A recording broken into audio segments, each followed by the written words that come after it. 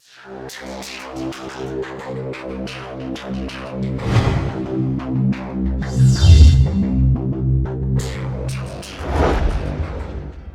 2021년 12월 31일 이정훈입니다. 이렇게 2021년도 끝나가네요. 오늘의 제목, 사상 최초의 대사건이 일어났습니다. 대한민국의 전직 스파이들이 청와대로 몰려가 시위를 벌였습니다. 내랑 선동한 자는 풀어주고 대공투사는 계속 감옥에 처박아 두겠다고 이렇게 외쳤습니다. 어제입니다. 어제 오후 날이 추워서 이 두꺼운 외투를 입어서 그렇지 저는 흰 와이셔츠에 양복을 입고 검은 넥타이를 맨 전직 국정원 요원 70여 명이 청와대 앞으로 몰려갔습니다. 그들이 외친 핵심 내용은 문재인은 국정원을 죽였다였습니다. 페렌마이크 등 몇 군데 언론이 겨우 보도했습니다. 중앙일보가 약간 보도가 있었고, 과거 국정원의 모토 중에 하나가 무명의 헌신들이 있었는데 이 무명의 헌신들이 분노를 터뜨렸습니다. 내란 선동봉 이석기는 가석방 됐으나 영어의 몸인 4명의 국정원장은 그리고 전직 국정원 간부인 40명은 아무런 혜택도 받지 못했다. 매우 유감이다. 이렇게 외쳤습니다.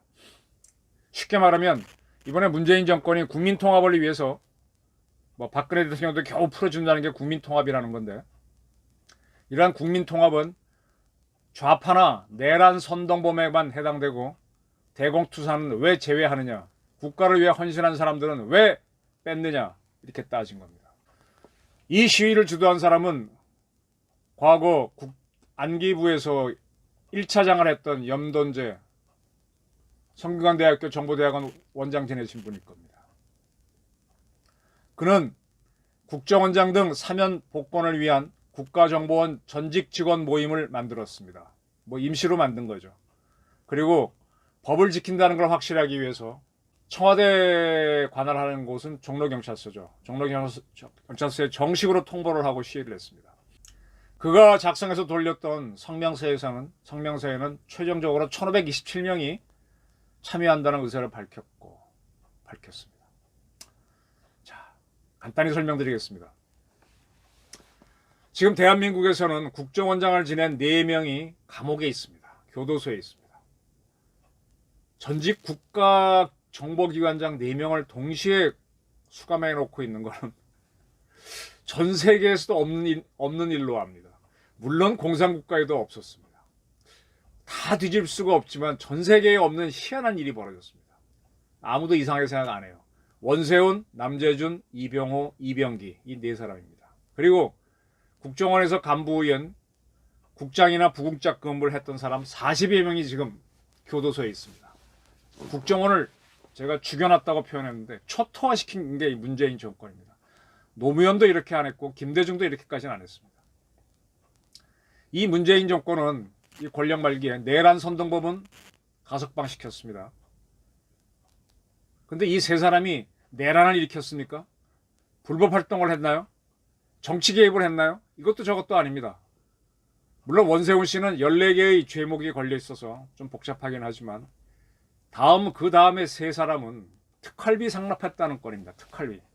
국정원의 특수활동비를 대통령이 있는 청와대에 자리 보존하려고 갖다 바쳤다라고 기소를 했었고 그걸 법원이 인정한 거죠. 그런데 윤석열 검찰총장 시절 태역 싸웠던 추미애 그리고 박범계 법무부도 대검으로부터 대검이 관리하는 특수활동비를 상납받아왔다라는 것이 지난번에 밝혀졌었죠, 보도로.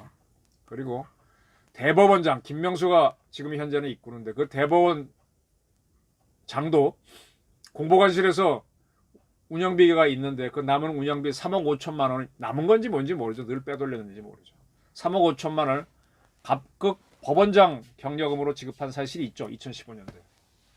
이런 식으로 특활비를 받아서 비자금 쓰는 건 숱한 사례였습니다. 비자금이라고 하면 별거 아닙니다. 경력금입니다. 그 왜 이런 게 생겼느냐? 정확하게 말하면 노태우 때까지가 확실할 것 같습니다. 노태우, 전두환, 박정희 이런 사람들은 재벌 총수로부터 돈을 상납받았습니다. 그리고 그걸 가지고 각종 경력금을 뿌렸습니다. 그렇게 해서 개발 독재를 했습니다. 그런데 노태우로부터 상당한 자금을 지원받아 대통령이 된 김영삼은 자기가 불리해지니까 금융실명제를 전격적으로 실시합니다. 그래서 이런 비자금이 모을 수 있는 통로를 차단했죠. 그런데 정작 당신 김영삼은 자기의 아들이 소산이라고 불렸죠. 그 양반이 자기가 쓰고 남은 대선 잔금을 관리하게 했는데 이 대선 잔금을 당시 안기부 기조실에서 관리하게 했습니다. 안기부 기조실이 돈을 담당하는 곳인데 그쪽은 금융실명제 외곽지도로 보고 했지만 결론적으로 걸립니다. 그럼 뭡니까? 이 아들이 관리해야 할 자금을 안기부 통장에 넣었으니 차명이 되는 거죠. 그래서 그 죄로 그 당시 안기부 기조실장은 감옥에 간 적이 있습니다. 이런 일이 있었기 때문에 지금은 대기업 총수로부터 대통령이 돈을 받거나 대통령 측근이 돈을 받아서 비자금, 경력금으로 나눠주는 것은 거의 불가능합니다. 그러다 보니까 대통령 직할기관이 국가정보원이잖아요. 안기부. 그러니까 거기에서 돈을 가져다가 경력금으로 줍니다. 그게 관행화 됐죠. 김대중도 그랬고 노무현도 그랬습니다. 김대중 때 국정원장을 지냈던 이종찬 씨는 한 인터뷰에서 이 특활비를 시비를 걸면 안 된다라고 이야기한 적이 있습니다. 그런데 이 문재인 정권은 이명박 박근혜 정권에서 있었던 안기부 국정원 특활비만 문제 삼아 3명의 대공투사를 구속하고 지금 현재 감옥에 있습니다. 그리고 문재인 정권은 자유민주주의를 지키기 위해서 싸웠던 투사들은 심각하게 탄압했습니다. 북한은 미림대학 출신의 한 1000명이 되는 사이버 심리전 기관을 만들어서 지금 우리 우민끼라든지 우리 민족끼리 숱한 글로 그리고 제가 쓰는 이런 유튜브 같은 데도 댓글을 다는 끊임없이 민주화를 가장한 좌파 공작을 벌이는데 거기에 맞서기 위해서 우리 체제를 지키려고 사이버 사령부라든지 국정원 사이버팀에서 댓글 단 사람들이 정치적 성향, 한국 정치 문제를 쉽게 말하면 박근혜를 지지하는 글을 달았다고 해서 정치 계보로 줄줄이 투옥을 했습니다.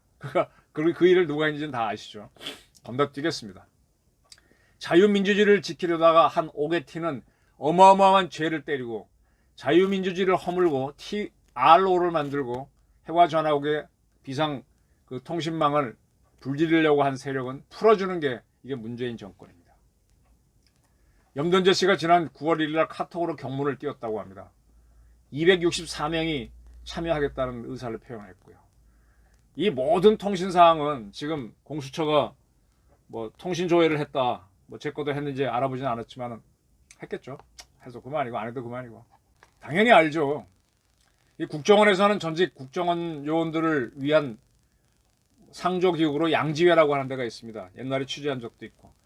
양지회를 통해서 그렇게 하지 말라라고 했지만 박지원의 국정원이 워낙 열렬한 지지가 있으니까 막지는 않았습니다. 12월 16일 얼마 전이죠. 그때 정식으로 발기문을 카톡으로 띄웠더니까 순식간에 1500명이 참석, 1527명이 참석해서 청와대로 가자.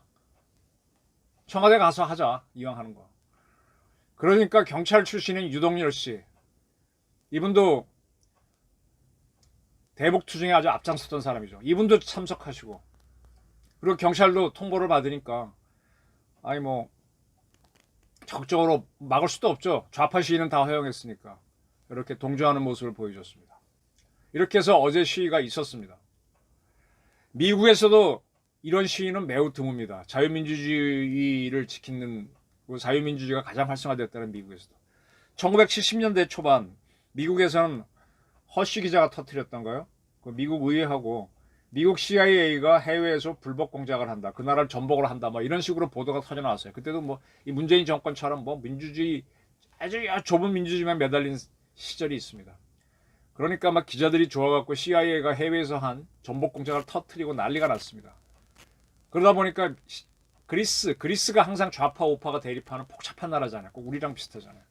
거기에 근무하는 CIA 요원이 피살됩니다. 그러자 해외 공작을 했던 CIA 출신 전직 요원들이 소수가 미 의회에 몰려가 시위한 적은 있습니다. 그러나 우리나라처럼 이렇게 대규모로 전직 스파이들이 몰려가 시위한 사례는 없습니다. 이게 지금 대한민국 현실입니다.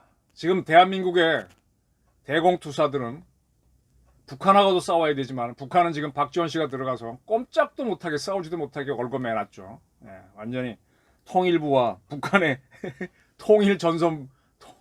통일전선부처럼 만들어놨죠. 그리고 지금 대한민국 정치권에는 특히 여당을 중심으로 주사파 출신인 이인영, 운동권 출신인 우상호, 송영길 이런 사람들이 징글징글 그다음에 주사파 출신인 뭐 임종석 징글징글하게 들어가 있죠. 그런 세력과도 다퉈야 되고 근데 이런 세력들이 계속 커지면 결국은 대한민국은 공산전복이 일어날 수도 있습니다.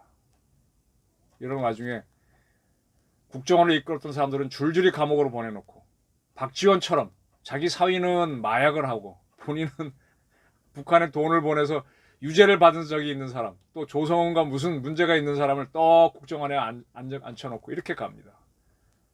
이렇게 심각한 상황 속에서 전직 스파이들이, 노병들이 나섰습니다. 지난 노무현 정권 때는 재향군인회가 앞장서서 자유민주주의를 지켰는데 현 정권이 와서는 재향군인회는 많이 꺼지고 국정원 전직들이 일어나는 모습인 것도 같습니다. 스파이들이 자기 얼굴을 드러내고 싸워야 하는 대한민국. 좀 위태롭고 답답합니다. 감사합니다.